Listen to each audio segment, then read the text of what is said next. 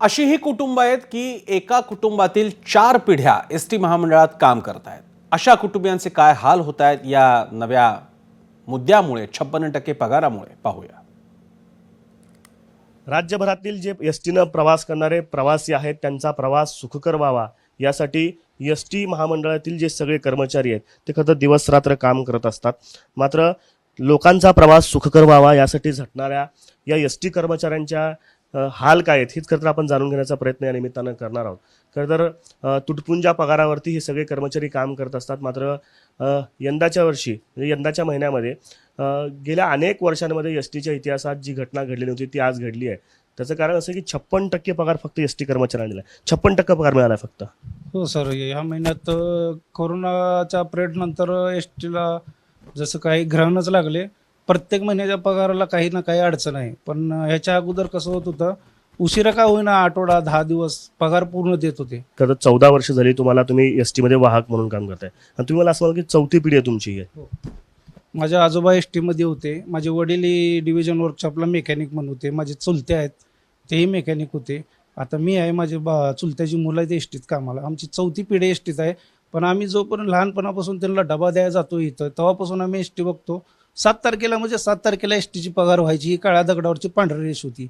आम्ही त्या भरोशावरच एसटीमध्ये आलो की बाबा काही जरी झालं पगार कमी असला तरी 7 तारखेला पगार व्हायचीच। 3 वर्ष मला कलर करायचं जमलं नाही। मी 3 वर्षापासून प्रयत्न करतो की घराला कलर करायचा आहे, घराची परिस्थिती अशी झाली पण माझा पगारच इतका नाही की मी 3 वर्षात पैसे साठवून या घराला कलर करू। माझ्या जे रेग्युलर अडचणी येतात त्या अडचणीतून बाहेर येणं शक्यच नाही मला या पगारातून, त्यामुळे मी बाकीच्या गोष्टीचं काही नियोजन करू शकत नाही। कर्ज घेतलेले आहेत, सावकारीकडे लोकांकडनं, खासगी लोकांकडनं कर्ज घेतले आहेत, एसटी बँकेचं कर्ज आहे।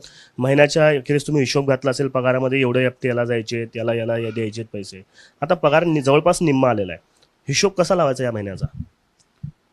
आता ह्या महिन्याचं गणिताचं इना उलगडणार कोडच झाले सर। ॲक्च्युली सांगायचं काय, आता जी परिस्थिती आली, आता जी सुरुवातीचा लयच गरजेच्या वस्तू आहेत त्या घेण्यास एवढंच आता दुसऱ्या हातात आहे। दुसरं कुठलं या महिन्याचं नियोजन नाही।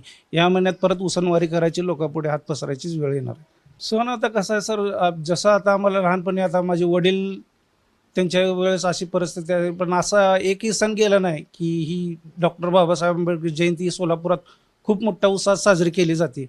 आणि या शहरातील गरीबातला गरीब जरी माणूस असला तरी तो या जयंतीला उत्साहानं नवीन कपडे घेतो, घराला रंगरंगोटी करून हा सण साजरा करतो। हा सोलापूरचा इतिहास आहे। पण आज आता माझ्या कमवत्या आयुष्यामध्ये अशी वेळ आली आहे की या सणासुदीच्या महिन्यामध्ये मला माझं सोडून द्यावं, वैयक्तिक माझ्या घरच्याला, माझ्या वडिलाला, माझ्या भावाच्या मुलाला कपडे तर घेणं सोडा, आता ह्या महिन्याचं राशन पाणी करणं सुद्धा अवघड होऊन बसलेलं आहे। दादा म्हणताय जसं 3 वर्ष झालं रंग एसटी कर्मचाऱ्यांच्या या वेदनांकडे राज्य सरकार लवकरात लवकर लक्ष देईल अशी अपेक्षा। एबीपी माझा, उघडा डोळे बघा नीट।